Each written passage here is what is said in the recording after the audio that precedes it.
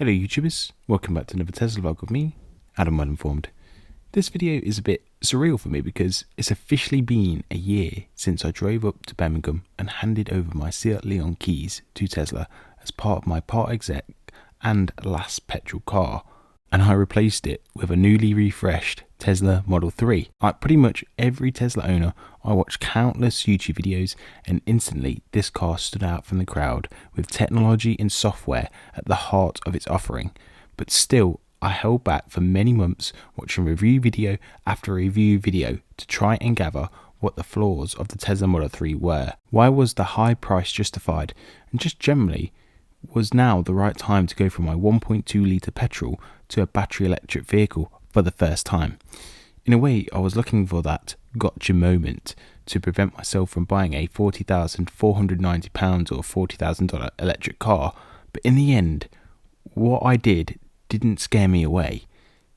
It directly influenced me to purchase the car after serious consideration, and I did so on a basis that it would A. succeed in its primary role of being a family car, B. I would not be limited by the range of the vehicle, so we're not constrained by the car's ability, and C. the car would be under warranty for 4 years, the battery motor for 8, just to pick up any malfunctions along the way.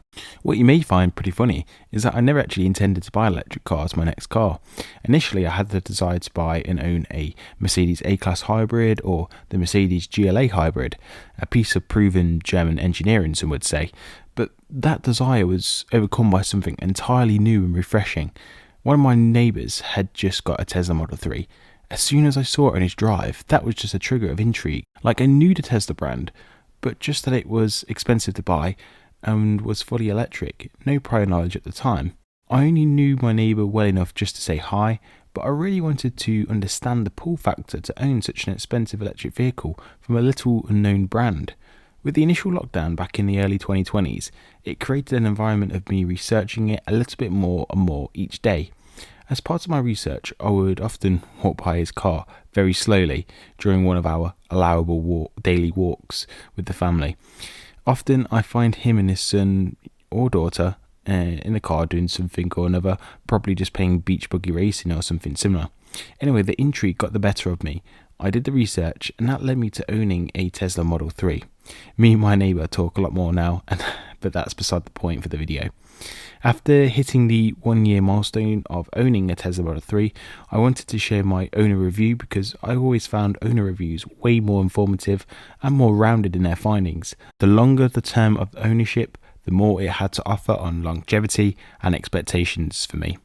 Press reviews mostly tend to rehash specs, which does serve a purpose, but when you want a more knuckle down review and without politics, user owner reviews just seem to hit the spot. Yeah, there may be some bias in doing a review as an owner because you own the car, but then again, just because you own a car doesn't necessarily mean that you enjoy it.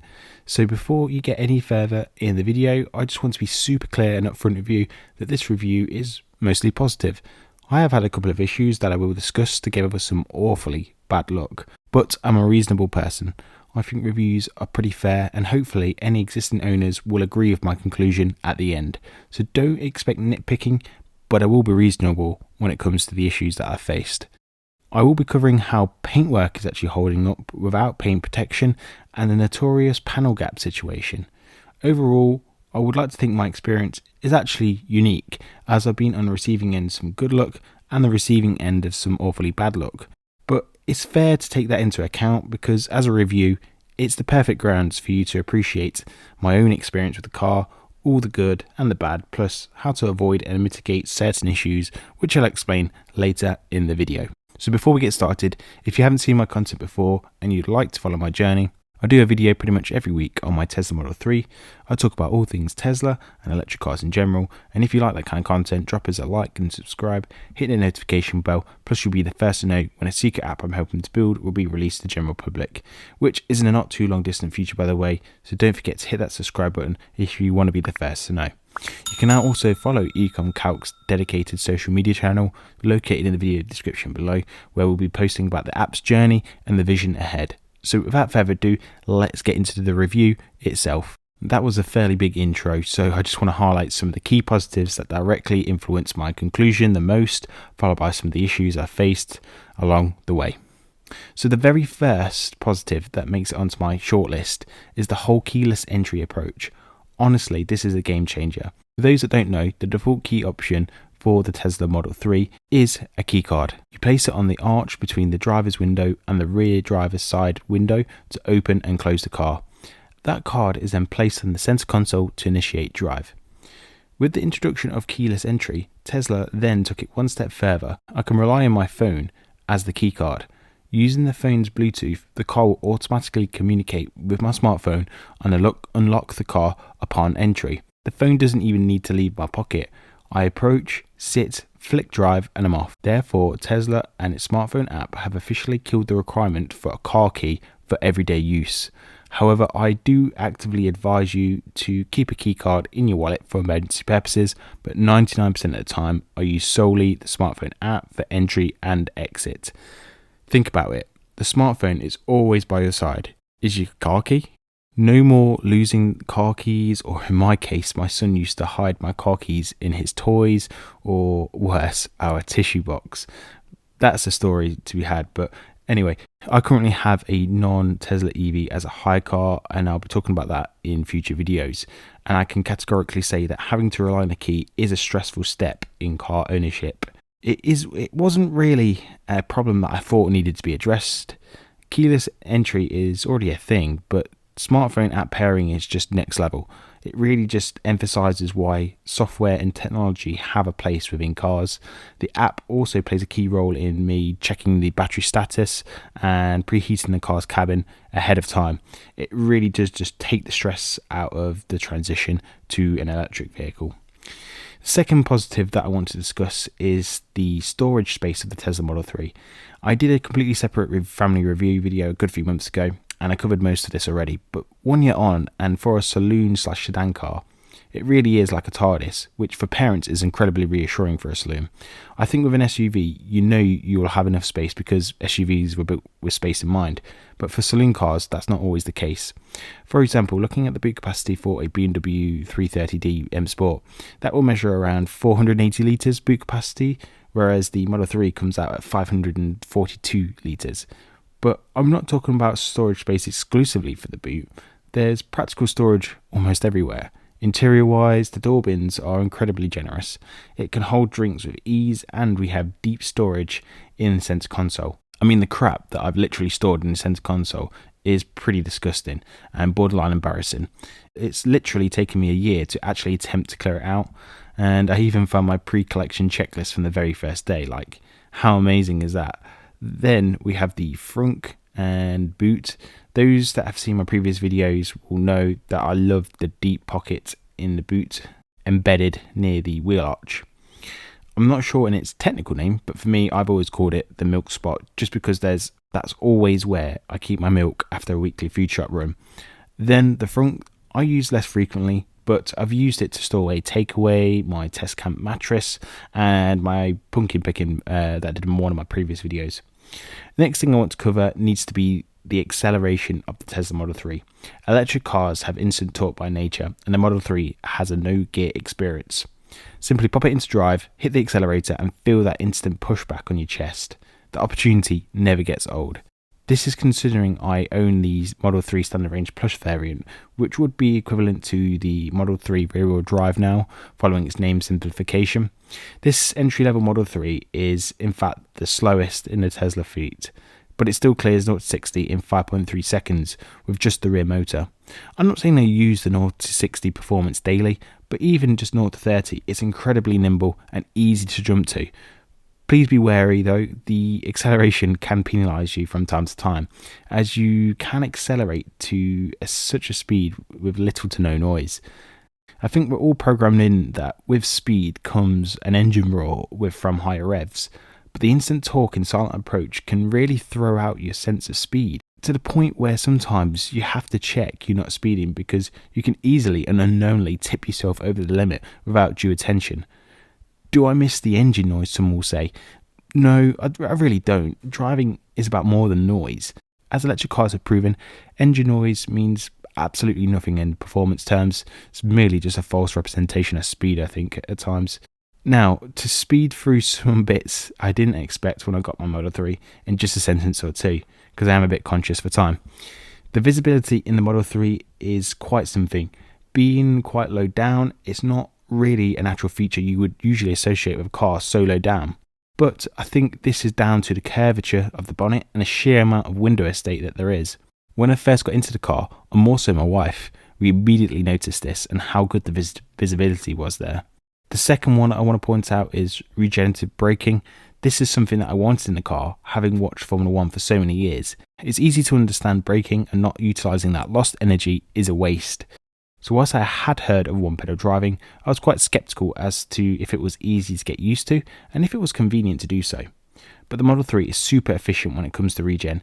It's enough to relieve about 80 to 90% of my normal braking events on the conventional brake pad. The third point is just overall comfort. These seats are incredibly comfortable. They hug you around the sides, and the idea to tie your Tesla profile to your smartphone was another stroke of genius by a Tesla engineer. So whenever I enter the driver's side, I get an easy entry setting, aka the seat goes all the way back in and the steering wheel moves up, and then it moves back to my preset position as soon as I hit the brake pedal. Plus the seats are pretty easy to maintain too. The fourth point is just the choice of pearlescent white paint. I kind of like the white, and it was a free choice, so it's a no-brainer from me. What I didn't realise until it got a good clean was the pearlescent part. Once it's washed, effectively you start to see that purpley pearly accent within the white paint, and for that very reason I'd actively pick white again. When I acquired it, I just really saw it as white paint, and I never really considered it as pearlescent white paint. So for that very reason, I think it looks awesome. The fifth and final quick highlight was Sentry Mode. When you have a car like a Tesla, nothing is more reassuring than to have your own personal surveillance system duly attached to the car at all times. It may sip on a tiny bit of juice whilst directly recording on all 4 onboard cameras, but having video footage of any suspicious activity can help lock down a criminal, or it could be enough to secure an insurance victory claim. And it's just another use of software and technology that can help you save stress, time and money. Is anyone catching on to a theme here? My final positive point that I want to make before moving on to some critical feedback has to be the system's interface and entertaining potential this single screen has. It's no secret we can watch Netflix, YouTube and Twitch, etc. It's a real winner when we go shopping with the kids. They can stay in the car with their dad and the mother can go shopping. Win, win, win. But that's not my sole focus. I just want to highlight that the software is intuitive. Where buttons and knobs were once present, these functionalities are now either automated or embedded directly into the software. Those frequently used buttons are generally just one click away, like heated seats. Lights can be automated, wipers can be automated. There's no need to have the extra knobs or buttons around if you don't need it. The system is not complicated to use. Yes, it is different at first, and it may even come across as difficult at first. But my experience would be stick with it for a couple of weeks and then it will be second nature. Like I said, the actions you want are just one touch away most of the time. Let's not forget the voice recognition software. Whilst driving, it's much easier and safer to request a song via the voice command. It even lets me to call mum rather than mom now, thanks to the latest over-the-air update. Now, there's another feature I forgot to talk about. There's literally so much that I could discuss and talk about, but I do really need to move on to criticism and feedback. For this section of the video, I want to talk about some of the biggest and most frequently criticised points of the Tesla Model 3 and how I fared. To some people, Tesla produced £50,000 cars with panel gaps, and whilst that may have been partly true once upon a time when it set up its first mass-produced car, manufacturing and production quality has improved dramatically, yet people are still adamant panel gaps are frequent occurrences with deliveries 3 or 4 years on. My refreshed Tesla Model 3 is made in Fremont, USA, so it was the exact same facility that they built the original Model 3s. So my experience is absolutely relevant here, and I can categorically say that I haven't noticed or reported any panel gap issues to Tesla.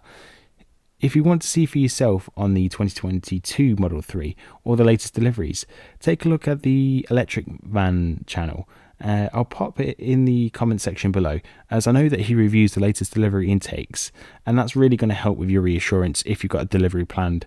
It's well worth your time. Shining a light on paintwork.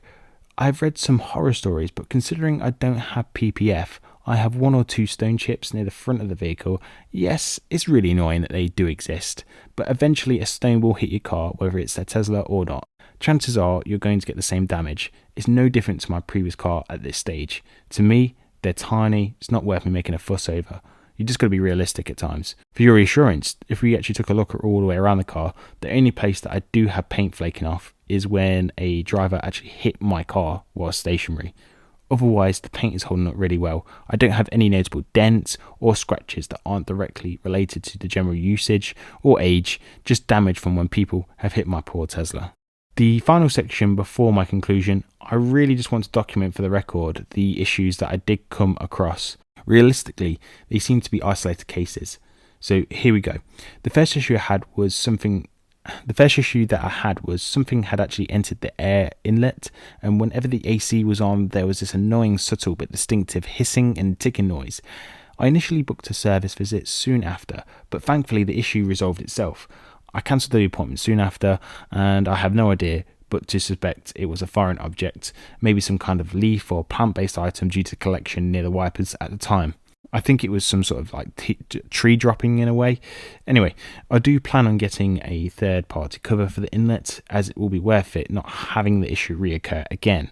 Though saying that, despite my laziness, the issue never really returned. The second issue I had, and I've already covered, was my electric operated boot or tailgate.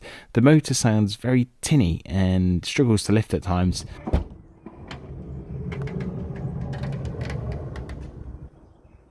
Tesla has already taken a look for me and claimed to fix it. The problem, unfortunately, has been much worse though recently. I'm not sure if that has been made worse by being rear-ended too. And yes, that's right, I've had 2 different vehicles hit my Tesla in just a matter of weeks. Both times the car was stationary, and like literally how lucky have I been? But there we go. Anyway, thankfully the car is being fixed and the boot will be fixed too. The third issue I've got is moisture seems to be seeping into the rear light like so. Now, I know this doesn't happen to just Teslas, but if you do flag it to Tesla, they're well aware of this and they just swap the light unit out and comprende. All fixed under warranty, and it should be free of charge. And that's why you have a warranty period for these kind of things. The fourth and final issue I have with my Model 3 is the alloy design. Now, this isn't something new, but the wheels are incredibly easy to scuff. That's thanks to the rim of the wheel pointing out ahead of the tyre. And I think this is to help aero performance, as the end of the aero cap normally tucks into this edge quite neatly. I will hold my hands up and say that most of the scuff marks on my wheels are from driver error. I can't deny that. I just want to highlight I just wish the design was more forgiving and allowed the tyre wall to absorb some of that impact rather than that alloy taking the impact 100% of the time. That's my sole feedback to Tesla on this particular point. So, to summarise and conclude matters, was the Tesla Model 3 the right choice for me? Did it succeed as a family car? Has the range sufficed? Have the issues scared me away? Quite simply, this is the best car I've ever driven, but also being entirely practical around my family life. This car, thanks to software and technology, has removed so many stressful barriers from the driving experience, like lost keys and having the ability to check if the vehicle is locked from a remote location. It's one of the safest rated vehicles to protect my family in the worst case scenario. And from experience from when we were rear-ended at low speeds, being hit wasn't my initial reaction. At first I thought the emergency braking system had kicked in. This vehicle was exactly the right choice for me and my family, without a doubt.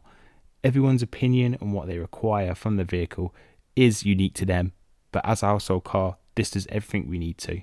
Range-wise, all year, I think I've stretched a full charge just a handful of times. We've done everything, we've driven to everywhere that we wanted to drive to. All it takes is a little planning via the integrated sat-nav or utilise a better route planner, and you can see my SR Plus vs Long Range Model 3 video for more details on that. But the overall driving experience is just a real pleasure to drive. My wife equally loves it too, and she even told me she doesn't even feel like she can drive another car again now. I think this is because they're not equally as smart via their technology or offer the same sort of utility as Teslas do. This is why the Tesla Model 3 is the benchmark vehicle when it comes to transitioning to an electric vehicle. Other automakers and press reviews consistently benchmark Tesla and the latest concept, and they are branded as the next Tesla killers, because ultimately Tesla is the market leader in waiting.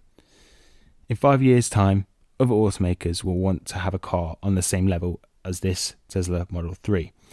And that would be great for consumer choice. I actively encourage that and will want that for everyone's benefit, really. But personally, I'll be interested in where Tesla and the Model 3 will be in 5 years' time, if this is their offering today. That's it from me. What did you think to the review? Did it help? If you got this far, I think you have a passion for the Model 3, as this is by far my longest video. If you did get this far, I'd appreciate if you just dropped a comment, interesting review, just to let me know you've got this far. Don't forget to subscribe, like, share the video with your friends and family. Thanks for tuning in, and as always, I'll see you in the next one.